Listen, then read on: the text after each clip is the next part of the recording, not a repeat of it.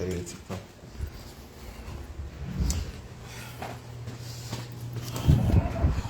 Salut, salut, salut tout le monde.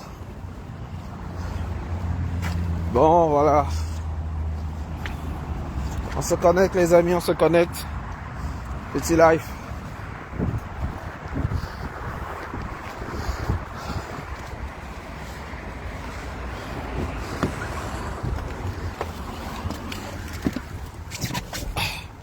Bonjour à tous, bonjour, bonsoir les amis. Je sais que je vous ai manqué, hein.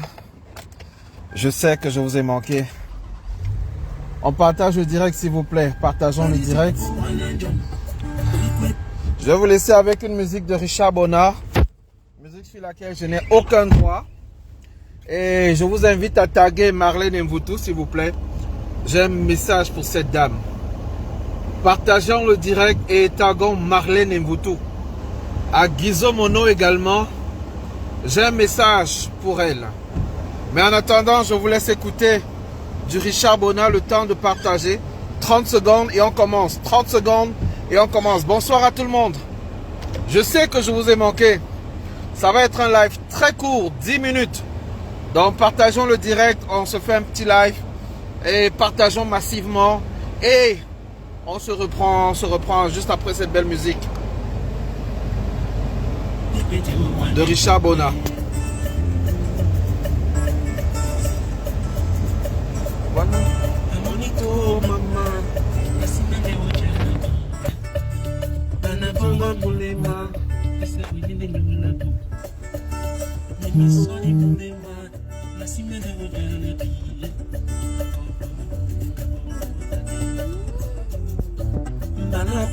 Oh walenjo, oh walenjo, oh walenjo, oh walenjo. Bon, bonjour tout le monde, bonjour la famille, bonjour à tous. Alors on se fait un petit live rapidement.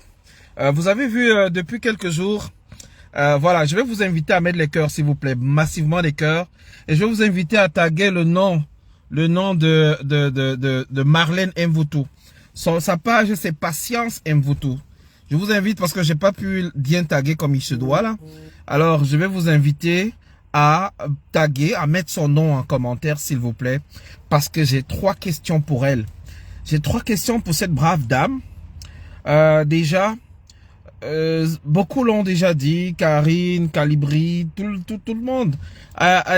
Beaucoup ont été unanimes sur la qualité de ses sorties, sur la qualité des questions qu'elle pose.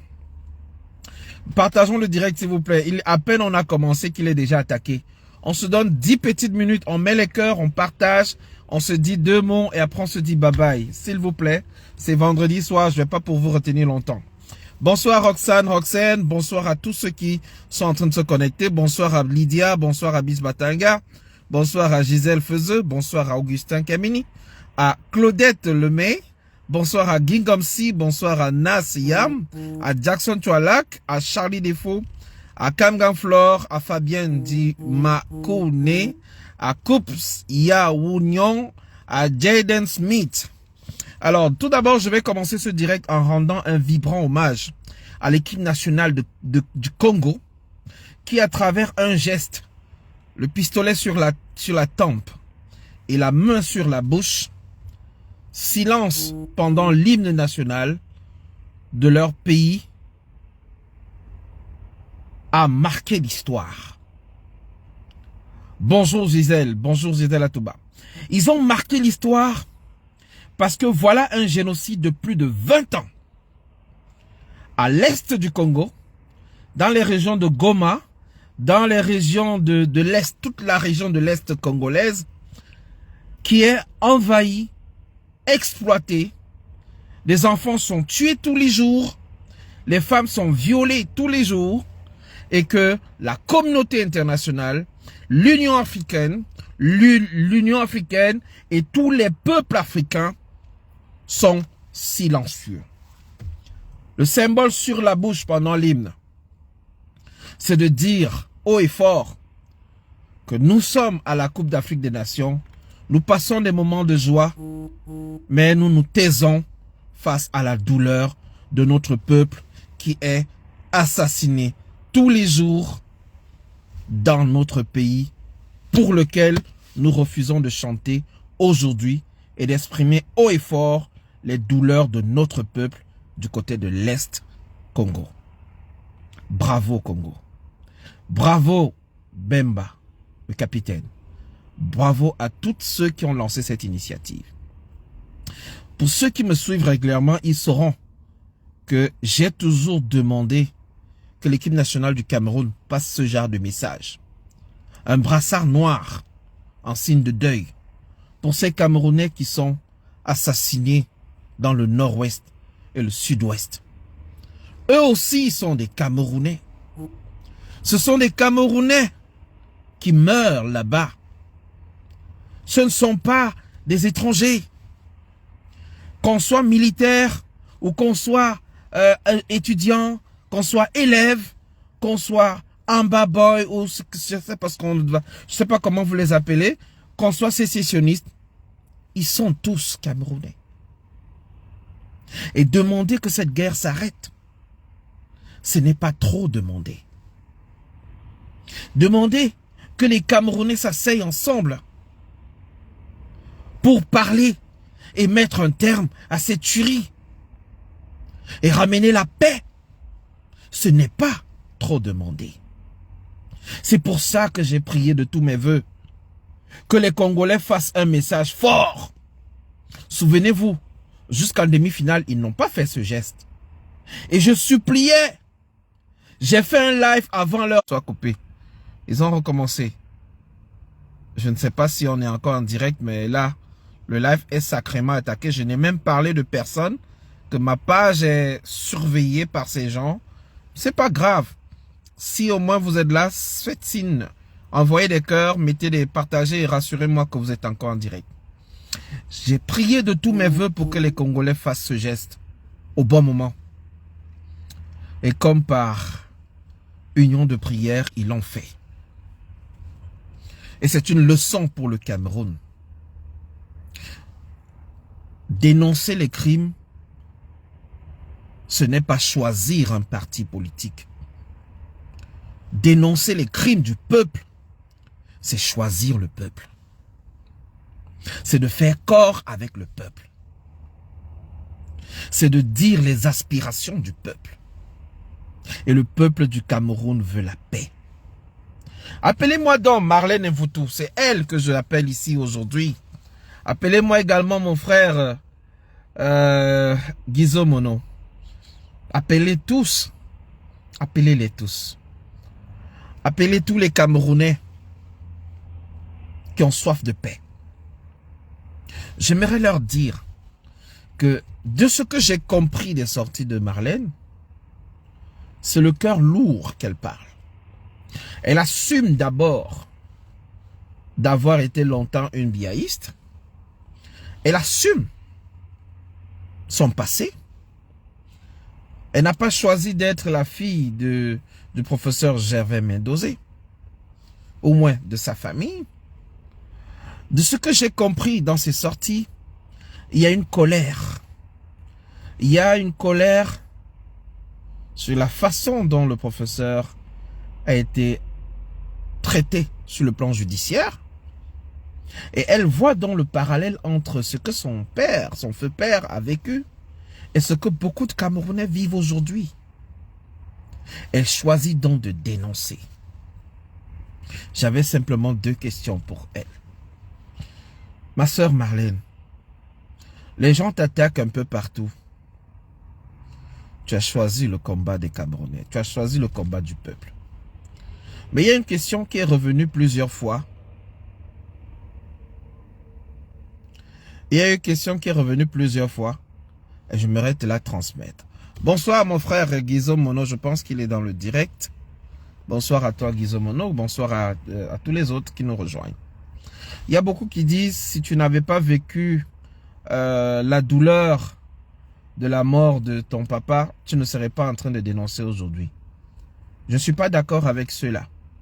Mais j'aimerais qu'à ta prochaine sortie, que tu puisses leur répondre. Que tu puisses leur montrer que le fondement de ta sortie n'a rien à voir avec cette douleur du passé. Que tu puisses leur montrer simplement que cette douleur du passé ressemble étrangement à la douleur qu'ils n'aiment pas. Ils sont en train d'attaquer le direct. S'il vous plaît les amis, partageons et mettons les cœurs. Ils n'aiment pas. Ces gens, ils sont décidés. Ils sont décidés avec nos pages. Ils ont décidé de nous mettre dans le rouge. Et une fois qu'on est en direct, ils coupent nos directs sans qu'on ait même encore dit un mot. Donc je disais donc que j'aimerais que Marlène, ma sœur, que tu puisses faire une sortie pour leur montrer, pour leur expliquer que cette douleur que tu as ressentie, cette douleur enfouie au fond de toi, tu la retrouves sur le visage des Camerounais aujourd'hui. Cette douleur de voir le papa couché sur un lit, clochardisé, pourtant il a servi longtemps. Cette douleur, tu la vois aujourd'hui avec le pasteur, comment il s'appelait, qui est décédé, enchaîné sur un lit à l'hôpital, enchaîné sur un lit en prison. Tu la vois dans tous ces Camerounais qui revendiquent cette douleur. Tu la vois dans tous ceux-là qui revendiquent et qui se font arrêter. Bonjour mon frère Guizom Mono, bonjour à toi. Alors j'aimerais rappeler à nos frères camerounais qu'il n'est pas important de toujours ramener les choses sous le prisme tribaliste. Chaque fois qu'on essaie de ramener une revendication, chaque fois qu'on essaie de ramener un problème sous le prisme du tribalisme ou de l'appartenance à un clan tribal, on est en train de fausser le débat. On est en train d'exclure certains en leur disant « ce n'est pas votre affaire ». On est en train de donner l'impression aux Camerounais que le débat qui est posé sur la table ne concerne pas tout le monde. Il est important de rappeler à tous les Camerounais que si demain nous avons l'assurance maladie pour tous, cela profitera à toutes les tribus. Si demain l'Axelou Douaya Yaoundé fait moins de victimes, ça profitera à tous les Camerounais. Si demain on a 10 aéroports à travers les différentes provinces du Cameroun ou régions, ça profitera à tous les Camerounais. Parce que le coton qui est au nord va se retrouver à Douala, ça va être rapidement tissé, ça va produire les habits. C'est parce que les produits forestiers qui vont sortir de l'Est vont facilement arriver à Yaoundé, vont être transformés, ça va profiter à tout le monde. La dynamique économique va profiter à tout le monde.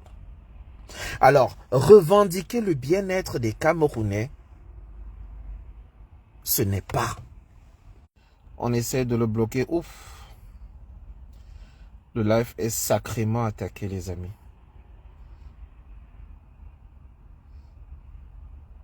Les amis, s'il vous plaît, on met les cœurs et on partage. On est passé de presque 80 à 22. Là, j'ai l'impression qu'on est revenu. Madame Madeleine Mani nous dit, elle a bien servi le système. Récemment, le mouvement franquiste a vu le jour. Elle a été nommée, non. Bonsoir Georgette, bonsoir Guingomsi. J'aimerais répondre à ma sœur Madeleine Mani qui nous dit que je ne dois pas répondre à sa place. Je ne réponds pas à sa place d'ailleurs. Deuxièmement, je donne mon avis sur une question publique qui fait l'actualité aujourd'hui. Et troisièmement, j'aimerais dire que lorsqu'on veut construire, on ne peut pas construire sur les rancunes. On ne peut pas construire avec les a priori. Il faut construire avec les faits et surtout le présent. Maintenant, vous dites qu'il y a des injures et autres. Je ne suis pas responsable de la façon dont vous l'avez compris. Peut-être qu'elle a tenu des propos très forts. Peut-être aussi c'est la façon de communiquer. C'est un choix de communication qui vise probablement à choquer les esprits pour que les gens comprennent mieux le message. C'est peut-être une stratégie de communication. D'ailleurs, Je pense qu'elle est mieux outillée là, sur ce sujet que beaucoup de Camerounais, surtout la majorité. J'aimerais donc dire aux uns et aux autres que le Cameroun que nous voyons aujourd'hui, avec l'augmentation des prix des hydrocarbures, avec une comparaison simple, que le carburant soit à 595 francs au Gabon et 840 francs au Cameroun, c'est un non-sens. Que le carburant soit plus cher au Cameroun qu'au Canada, où je vis, c'est un non-sens. Que le carburant soit plus cher au Cameroun, plus qu'en Grande-Bretagne, ça n'a pas de sens. Que le carburant, que le pétrole lampant que la maman va utiliser au village pour allumer son feu de bois va dépasser les 500 francs le litre. Et ceux qui habitent dans les régions reculées où il n'y a pas la route, ce prix peut aller jusqu'à 1000 francs parce que les gens prennent la moto à des prix exorbitants pour aller acheter quelques bidons quelques bidons de pétrole. Et le dire, ce n'est pas détester son peuple. Le dire, c'est attirer l'attention des pouvoirs publics sur les enjeux, sur les conséquences de leurs décisions. Le dire haut et fort, c'est prendre à cœur les problèmes des Camerounais. Parce que voyez-vous, comme je l'ai mentionné, le développement du Cameroun entier profitera à tous les Camerounais, y compris la diaspora. Parce que c'est la diaspora qui soutient ceux qui sont au pays, avec les Orange Money, avec les virements, MoneyGram et tout le reste. Si on coupe les virements de la diaspora, je vous l'assure, une semaine seulement, les Camerounais ne vont pas résister. Alors, venir accuser Marlène de tous les maux du Cameroun, c'est fausser le débat. Venir tribaliser le sujet qui est sur la table, c'est également fausser le débat. Alors, j'encourage mon frère Guizot Mono, dont j'ai écouté certaines sorties, à continuer la dénonciation. Si vous avez des exemples que vous avez vécus, des exemples et des faits, partagez-les. Dites-le aux Camerounais. L'heure est grave. L'heure est excessivement... Et je vais finir par là en rappelant que sur les 800 francs, 840 francs du prix des hydrocarbures, ce n'est aucunement lié à l'augmentation du prix sur le marché international. Comme je l'ai mentionné dans un échange avec certains compatriotes, le Cameroun est aussi producteur du pétrole, même si c'est à l'état brut. Donc, une augmentation du prix sur le marché international veut dire aussi une augmentation des recettes pétrolières du Cameroun. On ne saurait donc utiliser cet argument pour justifier les augmentations.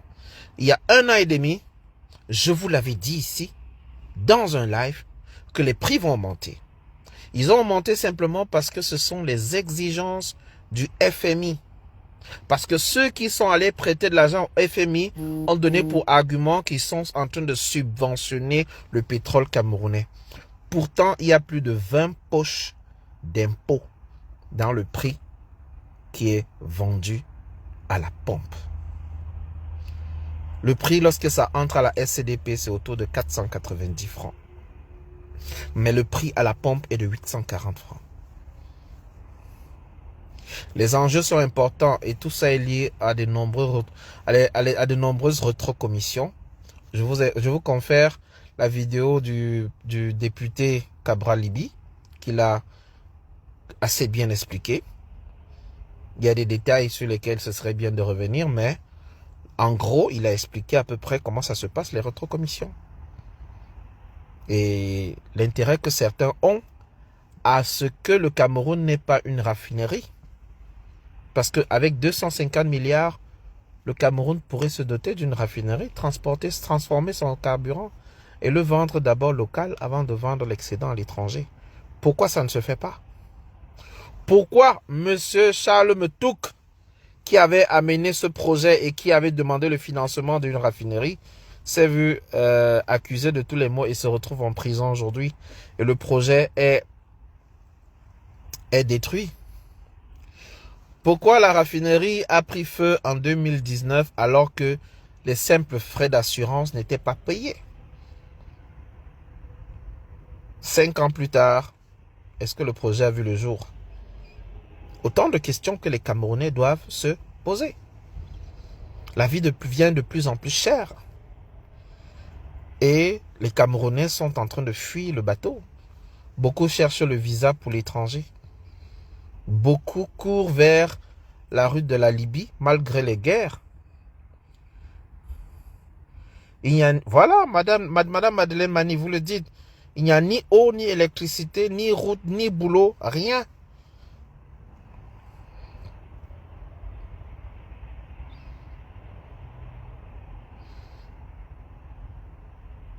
Voilà, Titan, non, tu confirmes exactement mes propos. Donc, partant donc de tous ces constats, j'invite les Camerounais à ouvrir les yeux, à prendre conscience. Et le communiqué du ministre de la Communication, je suis quand même sidéré que le ministre de la Communication fasse une sortie à la suite de l'arrestation de Bruno Bidjan,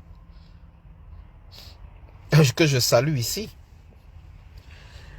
Je salue Bruno Bidjan parce qu'il fait partie des gens qui ont longtemps accusé la diaspora d'être une mauvaise diaspora. Il fait partie des gens qui ont accusé la diaspora camerounaise comme étant une diaspora qui incite à la révolte. Et pour une fois qu'il s'est assis, il a fait une vidéo où lui-même, il incite les Camerounais à prendre conscience des vrais problèmes. Le voilà derrière les barreaux. Il n'a pas été arrêté pour l'affaire de Martinez Ogo. Hein. C'est un autre chef d'accusation qui s'ajoute. Incitation à la révolte. Et l'autre argument, c'est quoi là? Ou c'est quoi là, la révolution? Il risque une peine de mort. Une loi qu'il a soutenue sur les plateaux de Vision 4. Donc, comme pour vous dire, faisons attention à l'effet boomerang. Assumons nos choix. Soyons ceux qui sont les porte-étendards du peuple camerounais. Soyons ceux qui montrent au peuple la vérité. C'est important. Soyons toujours du côté du peuple. Et Bruno, effectivement, se mord la queue. Pendant longtemps, il a accusé, il a passé nos images sur la chaîne Vision 4. Voilà les gens, la diaspora négative. Voilà les gens qui sont allés verser de l'eau sur... c'est pas possible.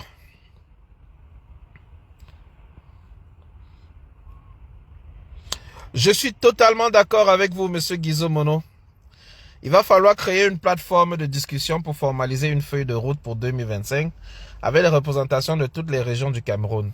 Ça, c'est un projet. Même la plateforme de communication était déjà mise sur pied. Les groupes également de travail et de concertation. Mais vous savez, les Camerounais ont l'air d'être infiltrés. Et je salue encore votre idée. Je vais revenir là-dessus. On va se parler en privé avec les autres et je vous reviendrai là-dessus. Donc, c'était mon avis aujourd'hui. J'espère que je n'ai pas été long. J'ai promis de faire 10 minutes, 15 minutes. Il paraît que je suis déjà à 20. Donc, je vais prendre congé de vous. Je vais simplement vous rappeler. Bravo à Marlène. Bravo à Guizot. Bravo à tous ceux qui sont dans l'éveil de conscience. Nous n'avons aucunement... nous ne sommes aucunement allés contre la constitution camerounaise. Au contraire, nous exigeons le respect de la constitution. Nous demandons donc que le bien-être du Camerounais soit et reste l'élément central de toute action politique.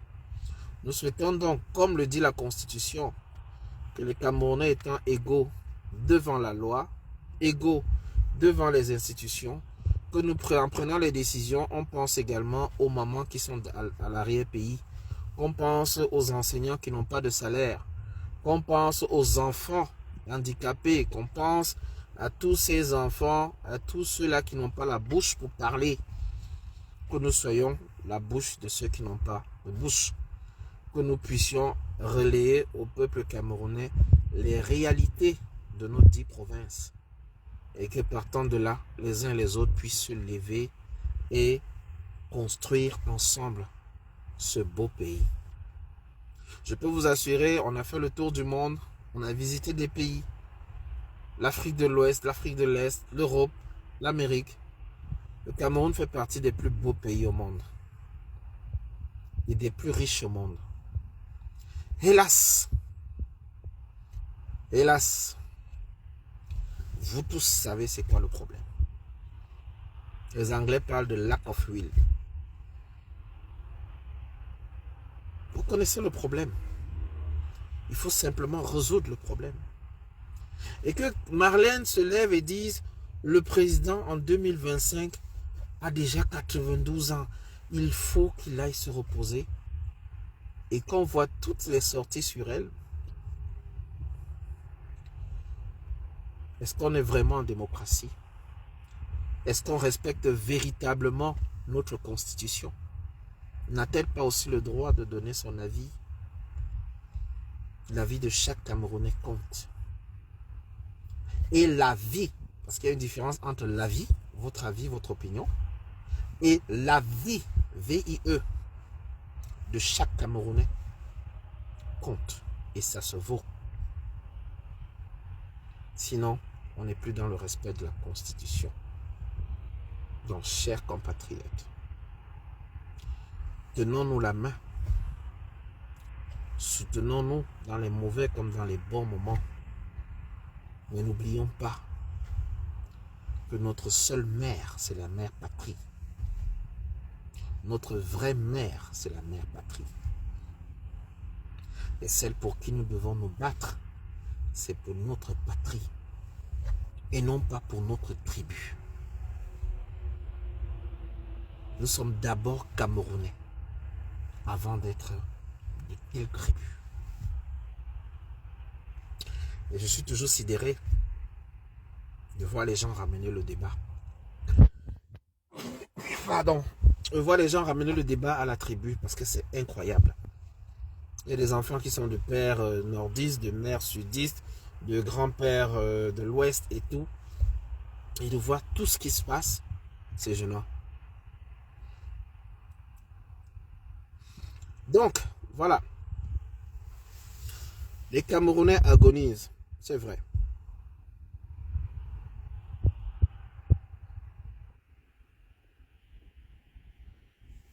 C'est très vrai. Alors, bonsoir à tout le monde, bonsoir à tous. Je vous aime très fort. On se donne rendez-vous. Patricia nous pose une question. Mais vraiment, avec ce système, vraiment, allons-nous sortir la tête de l'eau? Quand? La question reste posée. À mon avis, le Cameroun est déjà trop endetté et même avec le niveau de système, si Dieu le permet, ce pays a le devoir de restituer toutes les dettes de ces gros voleurs. Vraiment, merci bien pour tout ce que vous faites pour nous, enfants des soi-disant continents. Oui, à Patricia Alan. S'il y a un nouveau système qui est mis en place, ce nouveau système peut renégocier les dettes. Ce nouveau système peut également donner les garanties, insuffler une nouvelle dynamique et trouver les ressources. Il y a des solutions. Il y a des façons de faire. Et malheureusement, beaucoup ont la compétence et on ne veut pas qu'ils mettent cette compétence au service du peuple. C'est ça le problème. En tout cas, je comprends votre préoccupation. Samedi, demain, on pourra vous faire un petit live et donner la possibilité à chacun d'intervenir, de monter sur le plateau. Si Guizo est là, il pourra intervenir. Si Marlène est là, il pourra intervenir. Chaque Camerounais pourra poser des questions. Donc, demain, on va voir dans quelle mesure mettre les conditions pour cela. Bonsoir à tous. Bye bye. Je dois faire une course avant de retourner. Bye bye à tout le monde. Ciao.